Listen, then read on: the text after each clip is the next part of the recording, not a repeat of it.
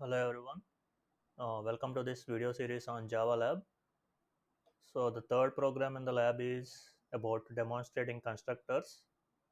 So let's see the theory which is associated with the concept of constructors, right? So first let's see what is a constructor. So how do you define a constructor?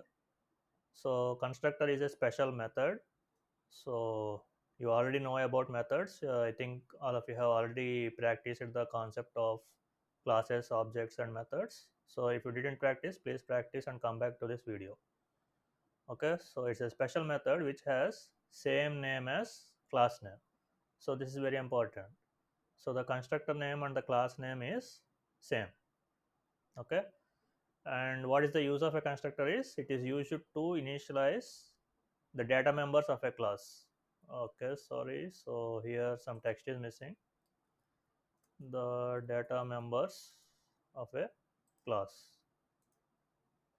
Okay, so I am repeating again. Constructor is a special method which has same name as the class name, and it is used to initialize the data members of a class.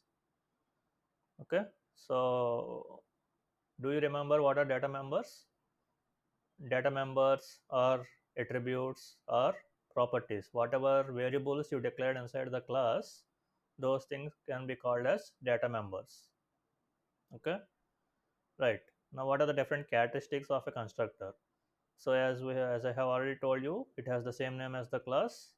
And the second one is a constructor does not have any return type. Okay, this is very important. You should not write any return type before the constructor name. Okay, you should not even write void. Okay, you should leave it empty, that's all. And already you have seen here it is used to initialize the objects of a class. Okay, right. Now I want to give you an example. So let's imagine that you are going to create a bank account class. So all of you know, I think all of you know about bank accounts, right? Everybody will have some kind of bank account, either savings account or current account or whatever it is. Okay, now we are going to define the bank account class like this. So class name, the class name is bank account, and there are four data members inside the class.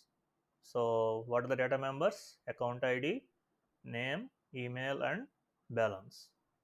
Okay, so I want to maintain account ID as a number, so that's why I'm giving integer. And name and email, anyhow, you know, they are strings, right? And balance, I want to maintain it using decimal places also, so I am giving float. You can give double also, no problem. Float or double. Okay, right. Now when you have this class, how to initialize the values for this four data members? How do you give values to account ID, name, email, or balance? So there are different ways here. One is you can use methods, that is you have to declare some methods inside the class, and using those methods you can pass values and initialize them. Or you have another way, that is using a constructor.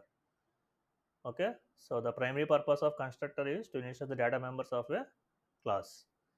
And when is the constructor executed? So whatever code you write inside the constructor, when is that code executed? It is executed automatically whenever you create an object for the class. Okay, when you create an object for the class, the code inside the constructor will get executed. So how to create a constructor? What is the syntax? So syntax is this. I already told you, no, it will have the same name as class name. So you will write the class name, and if you want to declare any parameters, you will declare the parameters. They are optional. Remember that. If you don't want to declare any parameters, no need to write the parameters. And then within the braces, you will write the code. That is set of statements, whatever you want to execute. Okay. Now for the bank account class, which you have seen earlier, we have the four data members. Now this is the constructor. This entire part is constructor. Okay. So how do you write the constructor? You will write the class name. So what is the class name? Bank account. That's why I have written bank account. So after the class name, what will you write? Parenthesis, right? I wrote parenthesis. and I am not declaring any parameters, so I left it empty. And I have written 4 statements here.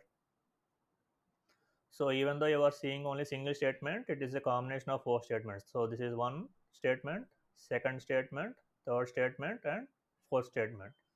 So whenever you see a semicolon, you can say that is a statement. Okay. So account ID, I am initializing it to -1. Name, I am initializing it to none. Email, I am initializing it to none. And balance, I am giving it as -1. Okay. Right. So these values does not make any sense, but in the example in the next video you will understand why I am giving like this. Okay. Right.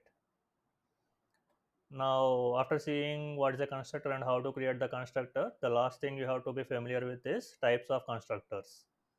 Okay, so there are 3 types of constructors, and how is this categorization done is based on the number of parameters and types of parameters. Okay, yeah, based on number of parameters and type of parameters. So the first type of constructor is parameterless constructor, or also you can call this as zero parameter constructor. So this is an example for parameterless constructor. So because there are no parameters here, right, it is empty.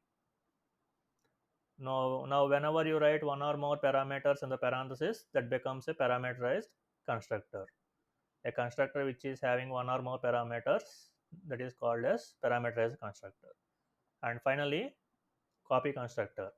So how do you define copy constructor? Means a constructor which is used to create a duplicate of an existing object, that is called as copy constructor. Okay, a constructor which is used to create a duplicate of an existing object, that is called as copy constructor. Okay, right. Now parameterless constructor syntax is like this. You already have seen the example, right? This one, this is a parameterless constructor. So syntax is class name, no parameters, body of the constructor. And second one is parameterized constructor, again class name. This time you will write one or more parameters. Okay, and body of the constructor. And last one, copy constructor, class name. Now here is something that is different. Okay, so you will declare a variable whose type is the class name again. So whatever you are going to write here, the same thing you will write here. Okay, don't worry, I will give the example in the next video. In the demonstration you can see there, and you can easily understand what is the purpose of this and why we are doing like that. Okay, so that's it. That is all about a constructor. How to, I mean, what is a constructor and how to create a constructor, and what are the different types of constructors. So if you have any questions, please comment below the video, right? So thank you.